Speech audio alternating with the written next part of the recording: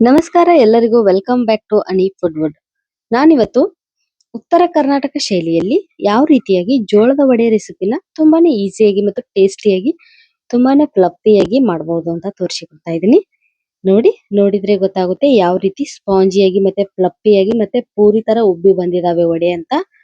Taste wise ಅಂತೂ ಕೂಡ ತುಂಬಾನೇ ಸೂಪರ್ ಆಗಿ ಬರುತ್ತೆ. ಈ ರೀತಿಯಾಗಿ ವಡೆ ಬರುತ್ತೆ. ಬನ್ನಿ ಇದನ್ನ ಯಾವ ರೀತಿಯಾಗಿ ಮಾಡೋದು ಅಂತ ನೋಡೋಣ. ಮೊದಲಿಗೆ ನಾನಿಲ್ಲಿ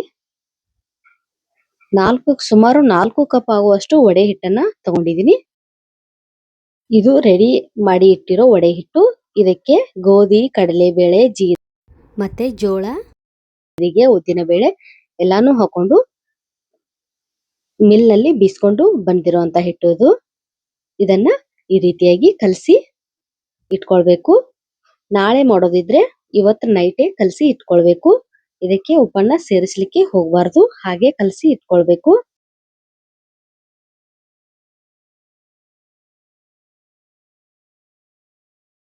ನೋಡಿ ಈ ರೀತಿಯಾಗಿ ಕಲಸಿ ಇಟ್ಕೊಳ್ಬೇಕು. ಸ್ವಲ್ಪ ಗಟ್ಟಿಯಾಗಿನೇ ಇರಬೇಕು, ತುಂಬಾ ಮೃದುವಾಗಿ ನಾದಲಿಕ್ಕೆ ಹೋಗಬಾರ್ದು.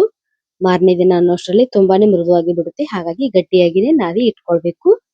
ಒಂದು ಲಿಡ್ ಅನ್ನ ಕ್ಲೋಸ್ ಮಾಡಿ ಓವರ್ ನೈಟ್ ಬಿಡಬೇಕು ಈ ಹಿಟ್ಟನ್ನ. ಮಾರನೇ ದಿನ ಬೆಳಿಗ್ಗೆ ಅದನ್ನಕ್ಕೆ ಮಸಾಲೆನ ಕೂಡಿಸ್ಬೇಕು.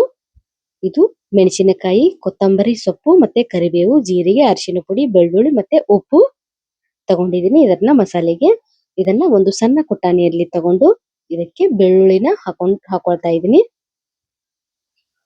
ಬೆಳ್ಳುಳ್ಳಿನ ಚೆನ್ನಾಗಿ ತರಿಯಾಗಿ ಕುಟ್ಟಿ ಇಟ್ಕೊಳ್ಬೇಕು. ಬೆಳ್ಳುಳ್ಳಿ ಎಲ್ಲ ತರಿಯಾಗಿ ಕುಟ್ಟಿ ಇಟ್ಕೊಂಡಾದ್ಮೇಲೆ ಜೀರಿಗೆ ಸಹ ಸೇರಿಸ್ಕೊಳ್ಬೇಕು. ಜೀರಿಗೆನೂ ಕೂಡ ತುಂಬಾ ಚೆನ್ನಾಗಿ ತರಿಯಾಗಿ ಕುಟ್ಟಿ ಇಟ್ಕೊಳ್ಬೇಕು. ನಾನು ನಿನ್ನೆ ನೈಟೇ ಹಿಟ್ಟನ್ನ ನಾದಿ ಇಟ್ಕೊಂಡಿದ್ದೆ. ಮಾರ್ನಿಂಗ್ ಈ ರೀತಿಯಾಗಿ ಮಾಡ್ಕೊಳ್ಬೇಕು. ನಂತರ ಕೊತ್ತಂಬರಿ ಸೊಪ್ಪು ಮತ್ತು ಕರಿಬೇವು ಸೊಪ್ಪನ್ನು ಕೂಡ ಸೇರಿಸಿಕೊಂಡು ಅದನ್ನು ಕೂಡ ಚೆನ್ನಾಗಿ ಸಣ್ಣದಾಗಿ ಕುಟ್ಟಿ ಇಟ್ಕೊಳ್ಬೇಕು.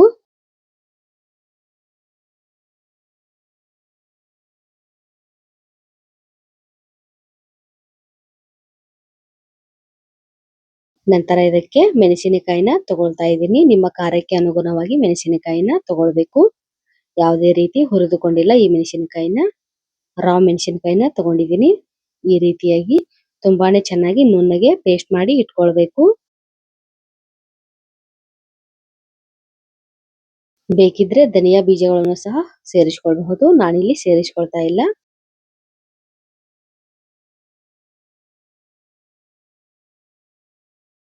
ನಂತರ ನಿನ್ನೆ ನೈಟ್ ನಾದಿ ಇಟ್ಟಿದ್ದ ಹಿಟ್ಟಿಗೆ ಇವತ್ತು ಮಾರ್ನಿಂಗ್ ಇದನ್ನ ಸೇರಿಸ್ಕೊಳ್ಬೇಕು.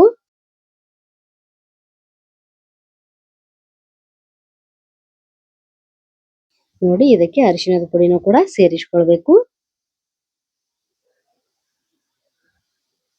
ನಂತರ ರುಚಿಗೆ ತಕ್ಕಷ್ಟು ಉಪ್ಪನ್ನು ಕೂಡ ಇದೇ ಹಂತದಲ್ಲಿ ಸೇರಿಸ್ಕೊಳ್ಬೇಕು.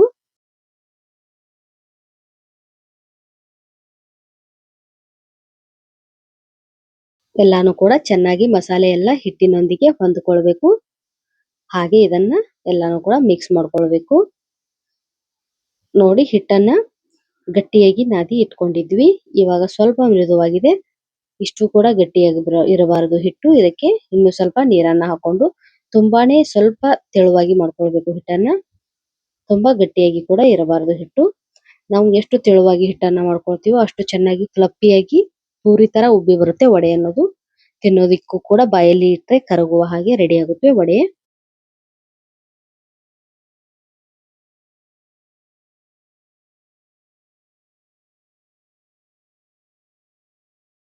ಇದನ್ನ ಉತ್ತರ ಕರ್ನಾಟಕದಲ್ಲಿ ವಡೆಗೆ ಅಂತ ಹಿಟ್ಟನ್ನ ಸಪರೇಟ್ ಆಗಿ ಬೀಸಿ ಇಟ್ಕೊಂಡಿರ್ತಾರೆ.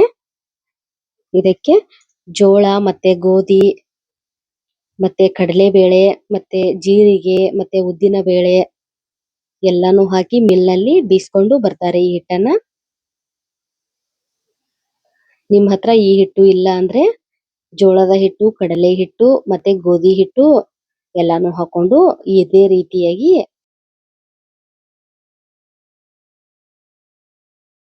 ಜೋಳದ ವಡೆ ತುಂಬಾನೇ ಚೆನ್ನಾಗಿ ರೆಡಿ ಆಗುತ್ತವೆ.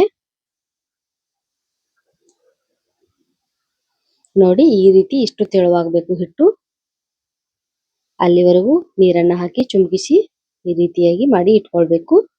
ಈ ರೀತಿಯಾಗಿ ಮಸಾಲೆನ ಕೂಡಿಸಿ 1 ಅವರ್ ಆದ್ರೂ ರೆಸ್ಟ್ ಮಾಡೋದಕ್ಕೆ ಬಿಡಬೇಕು. ಮಸಾಲೆ ಎಲ್ಲ ಹೊಂದಾಣಿಕೆ ಆಗುತ್ತೆ. ಇವಾಗ ಲಿಡ್ ಅನ್ನ ಕ್ಲೋಸ್ ಮಾಡಿ ಇಡಬೇಕು. 1 ಅವರ್ ಆದ್ಮೇಲೆ ನೋಡ್ತಾ ಇದೀವಿ ಇಲ್ಲಿ ಯಾವ ರೀತಿಯಾಗಿ ಹಿಟ್ಟು ಒಂದಕ್ಕೊಂದು ಮಸಾಲೆ ಎಲ್ಲ ಹೊಂದ್ಕೊಂಡಿದೆ ಅಂತ. ನೋಡಿ ಇಷ್ಟು ತೆಳುವಾಗಬೇಕು ಹಿಟ್ಟು. ಸ್ವಲ್ಪ ಕೈಗೆ ನೀರನ್ನ ಹಾಕೊಂಡು ಈ ರೀತಿಯಾಗಿ ಎಲ್ಲಾನು ಕೂಡ ಹಿಟ್ಟನ್ನ ಒಂದ್ ಸೈಡ್ ನಲ್ಲಿ ಕಲಸಿ ಇಟ್ಕೊಳ್ಬೇಕು. ಕೈಗೆ ಸ್ವಲ್ಪ ಸ್ವಲ್ಪನೇ ನೀರನ್ನ ಹಾಕೊಂಡು ಕೈಯಿಂದಾನೇ ವಡೆನ ತಟ್ಕೊಳ್ಬೇಕು. ನಾವು ಇಲ್ಲಿ ಯಾವುದೇ ರೀತಿಯಾಗಿ ಬಟ್ಟೆ ಅಥವಾ ಹಾಳೆನ ಯೂಸ್ ಮಾಡ್ತಾ ಇಲ್ಲ, ಬರೀ ಕೈಯಿಂದಾನೇ ತಟ್ಟಿ ಹಾಕೊಳ್ತಾ ಇದೀವಿ. ಈ ಕಡೆ ಎಣ್ಣೆನ ಕಾದು ಕೆಂಪಗಾಗೋವರೆಗೂ ಕಾಯಿಸಿ ಇಟ್ಕೊಂಡಿದೀವಿ. ನೋಡಿ ಈ ರೀತಿಯಲ್ಲಿ ಕೈಯಲ್ಲೇನೆ ನೀರನ್ನ ಹಾಕೊಂಡು ವಡೆನ ತಟ್ಕೊಳ್ಬೇಕು. ನೋಡಿ ಈ ರೀತಿಯಾಗಿ ವಡೆನ ತಟ್ಕೊಳ್ಬೇಕು.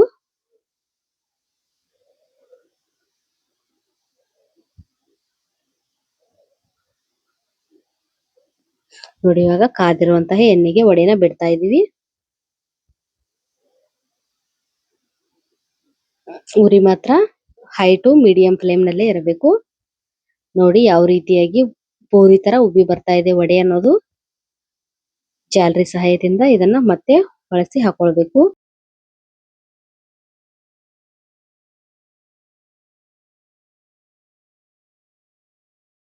ನೋಡಿ ರೆಡಿ ಆಯ್ತು ಜೋಳದ ವಡೆ. ನಾನಿಲ್ಲಿ ಮತ್ತೊಂದನ್ನು ಕರೆದು ತೋರಿಸ್ತಾ ಇದ್ದೀನಿ. ತುಂಬಾನೇ ಚೆನ್ನಾಗಿ ಬರುತ್ತೆ. ಟೇಸ್ಟ್ ಅಂತೂ ಅದ್ಭುತವಾಗಿರುತ್ತೆ. ಈ ರೀತಿಯಾಗಿ ನೀವು ಕೂಡ ಮನೆಯಲ್ಲಿ ಮಾಡಿ ನೋಡಿ. ಟೇಸ್ಟ್ ಅಂತೂ ತುಂಬಾನೇ ಚೆನ್ನಾಗಿ ಬರುತ್ತೆ. ಮತ್ತೆ ಮಗ್ಜಿ ಹಾಕೊಳ್ಬೇಕು. ನೋಡಿ ಪೂರಿ ತರ ಯಾವ ಟೇಸ್ಟ್ ಅಂತೂ ಅದ್ಭುತವಾಗಿರುತ್ತೆ. ಇದನ್ನ ಮೊಸರಿನೊಟ್ಟಿಗೆ ಹಾಕೊಂಡು ತಿಂದ್ರೆ ತುಂಬಾನೇ ಟೇಸ್ಟಿ ಇರುತ್ತೆ. ಬೆಳಗಿನ ಬ್ರೇಕ್ಫಾಸ್ಟ್ ಗಂತೂ ತುಂಬಾನೇ ಚೆನ್ನಾಗಿರುತ್ತೆ. ಈ ರೀತಿಯಾಗಿ ಮಾಡಿ ನೋಡಿ. Keep watching video. Thank you. ಈ ವಿಡಿಯೋ ಇಷ್ಟ ಆದರೆ ಪ್ಲೀಸ್ ಲೈಕ್, ಸಬ್ಸ್ಕ್ರೈಬ್, ಶೇರ್ ಮಾಡಿ ಅಂತ ಹೇಳ್ತಾ keep watching video. Thank you.